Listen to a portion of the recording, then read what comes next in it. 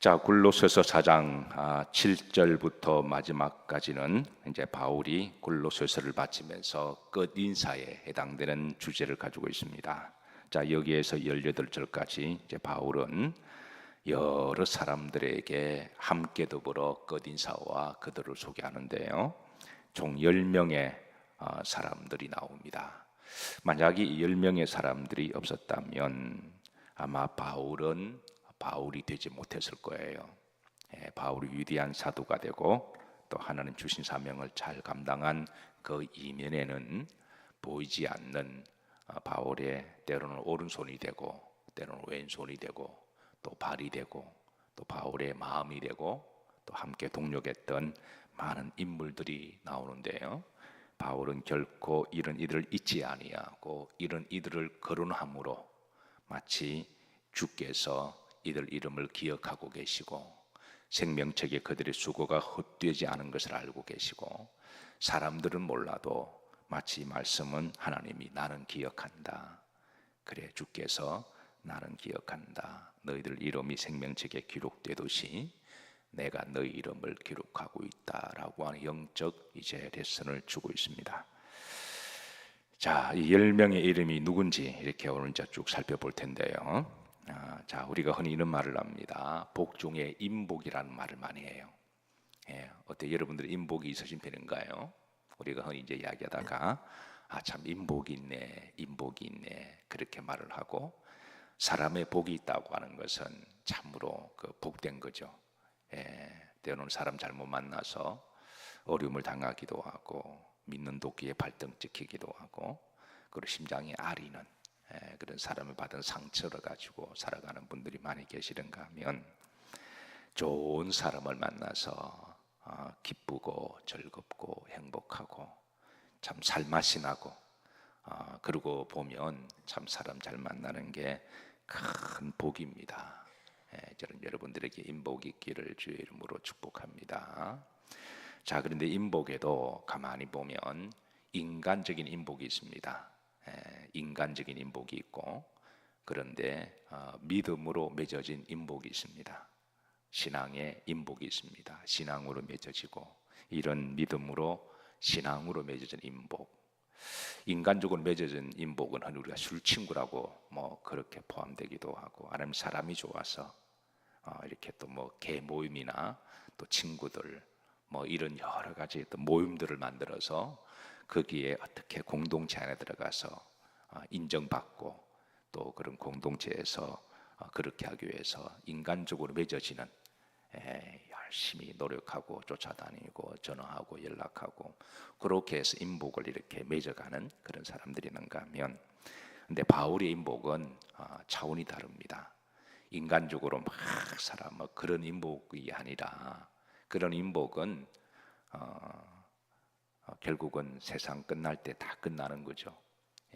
그 다 그냥 하늘 날아갈 때 다 쓸데없는 것들이고 근데 영원한 인복은 하나님이 맺어주신 인복입니다. 믿음으로 맺은 인복은 인간적으로는 뭐 잘하고 뭐 이렇게 한다고 맺어지는 게 아닙니다. 영이 통해야 되고 믿음이 통해야 됩니다. 그래야지 그게 하나님이 인복을 맺어주시는 것이죠. 우리 그리스도인들은 하나님이 맺어준 인복이 많아야 돼요.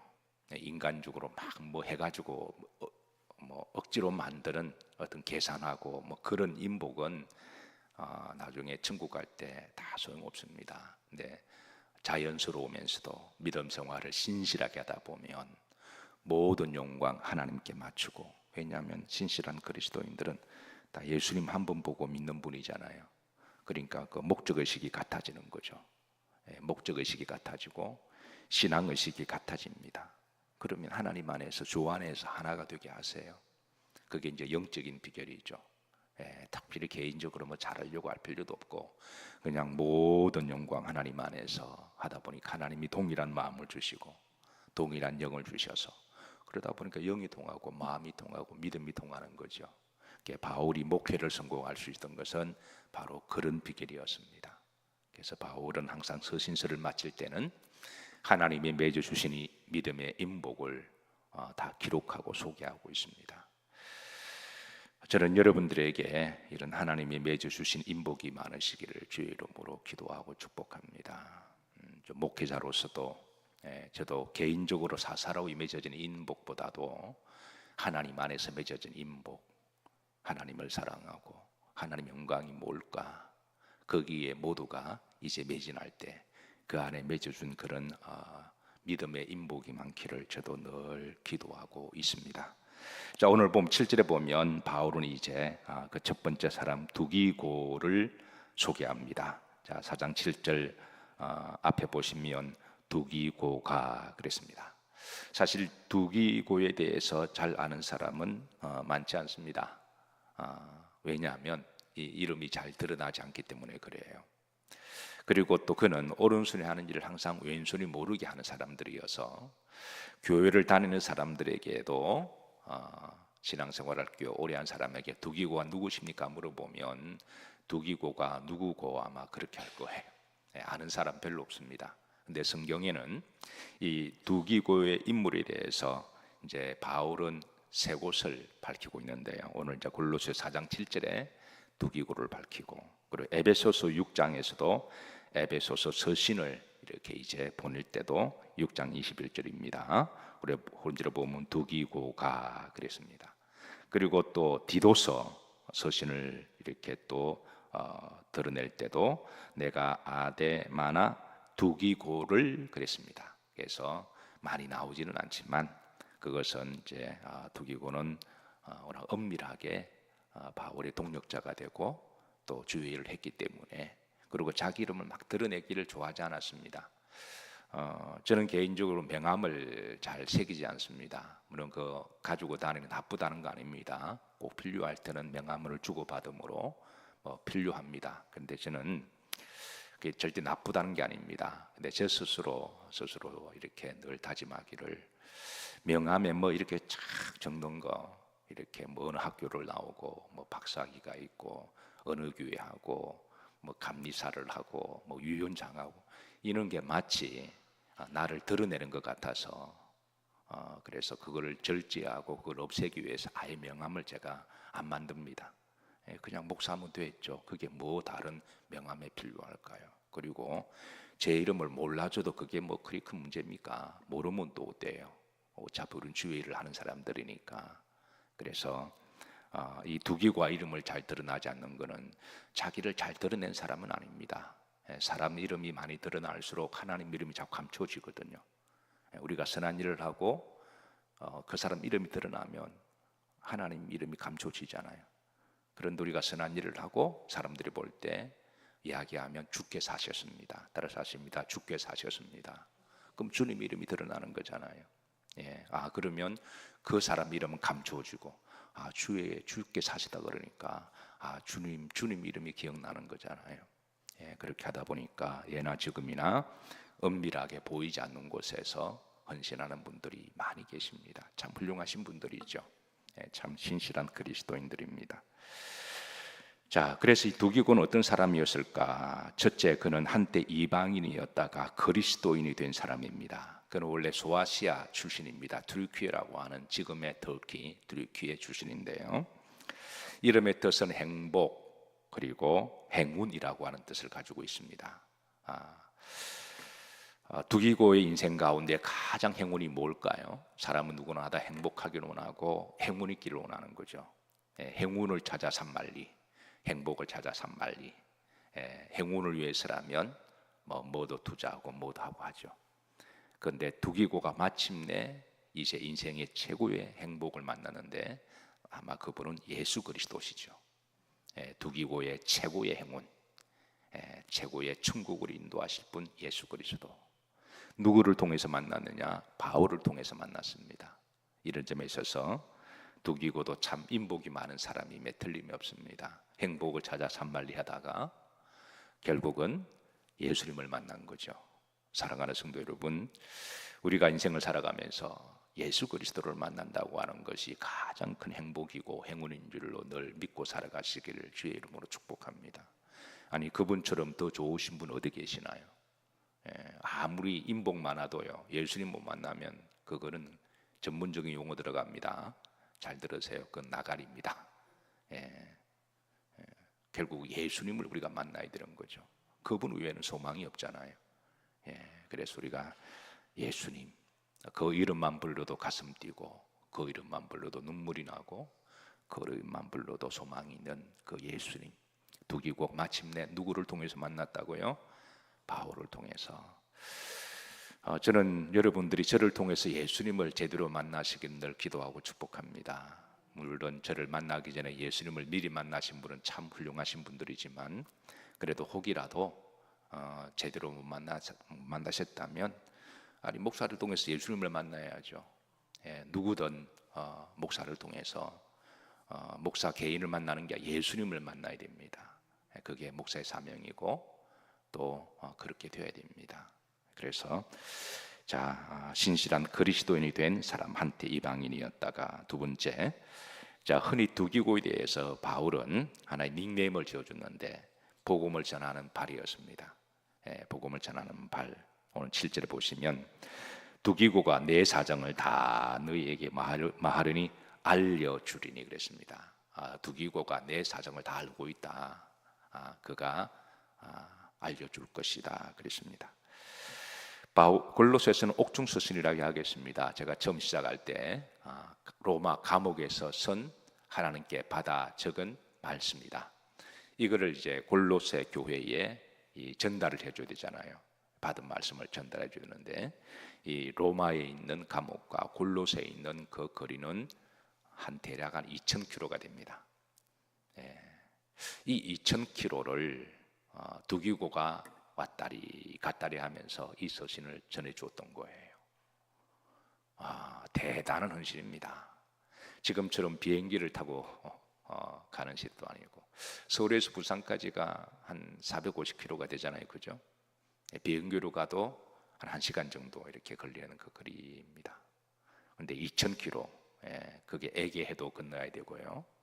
그리고 산도 넘어야 돼. 이 먼 거리를 두기고는 말없이 오고 가는 길을 기도로 삼고, 발이 부러터지고 신발이 몇 켤레가 떨어져 나가도 불평하지 아니하고 바울의 복음의 발이 되었던 사람, 이게 바로 두기고입니다. 훌륭하신 분이죠. 하나님은 그를 기억하고 계십니다. 그런데 에베소서 6장 21절에도 에페소 교회에 하나님의 말씀을 보낼 때 구름지를 보면 두기고가 모든 일을 너희에게 알리리라. 이 에페소도 로마에서 에페소까지가 한 1,800km입니다. 아마 두기고가 이렇게 에페소 둘렀다가 골로새 간지는 모르겠지만 어디 둘렀다가 가는 김에 한 번 더 두는 그런 마음은, 이미 신앙을 신실한 사람은 그게 중요하지 않습니다. 가는 김에 한꺼번에 해결하고 그런 게 그게 중요하지 않는 거죠. 그게 처음 가는 길이라고 할지라도 둘러서 가는 길이라고 할지라도 하나님이 가라 그러면 가고 전해주러 주는 신실한 마음, 어떻게 보면 어리석고 우둔한 것 같지만 우리 믿음 생활을 신실하게 하다 보면 자꾸 머리 계산하고 약삭 빠르게 그런 건 없어져요. 그냥 베스메스로 가는 소처럼 그냥 우둔하게 그렇게 변함없이 하는 거죠. 그래서 두기고도 이 에페소 교회, 디도스에도 소개합니다. 3장 12절을 보면 내가 아데마나 두기고를 내게 보내리니. 그래서 두기고를 또 다른 말로 바울의 전령사라고 말하기도 해요. 그 정도 바울은 두기고를 믿은 거죠. 말 한마디 잘못했다가 이 말이 와전돼서 일파만파로 오해가 되어지면, 그러다 보니까 말이 적어지는 거죠. 차라리 말하지 말자. 괜히 말했다가 오해가 되어지고 자기식으로 해석해서 자기 말을 하고 이렇게 막 이상하게 번져나가면, 그래 차라리 말하지 말자. 괜히 소통한다고 말했다가 상대가 자기식으로 해석돼서 말을 잘못 나르게 되면 이게 더 큰 문제가 생기잖아요. 그러다 보니까 목회하다 보면 점점 말이 적어져요. 그런데 어떤 경우는 있는 그대로 전해주면, 그거 참 복된 거죠. 더하지도 않고 빼지도 않고 그냥 그대로 전해주는 거예요. 그대로 전달하는 것. 그게 바울이 그러니까 두기고를 믿었던 거죠. 무슨 말을 해도 내 사정을 그가 다 안다. 그가 그 사정을 그대로 전해주리라. 골로새 교회도 그렇고 에베소 교회도 디도서에서도 그가 내 사정을 너에게 말하리라. 그래서 이 두기고를 그의 닉네임을 다른 말로 바울의 전령사 또는 바울의 발이었다라고 그렇게 평가를 하고 있습니다. 자, 4장 7절에도 보면 요게 이제 두기고가 내 사정을 다 너에게 알려주리니 그랬습니다. 골로새 4장 8절에도 다시 한 번 더 반복합니다. 골로새 4장 8절입니다. 중반절에 보면 내가 그를 특별히 너에게 보내는 것은 특별히 이런 바울이 두기고를 특별히 생각한다는 거죠. 너희로 우리 사정을 알게 하고 그랬습니다. 우리 사정을 그가 너에게 있는 그대로 다 말하리라.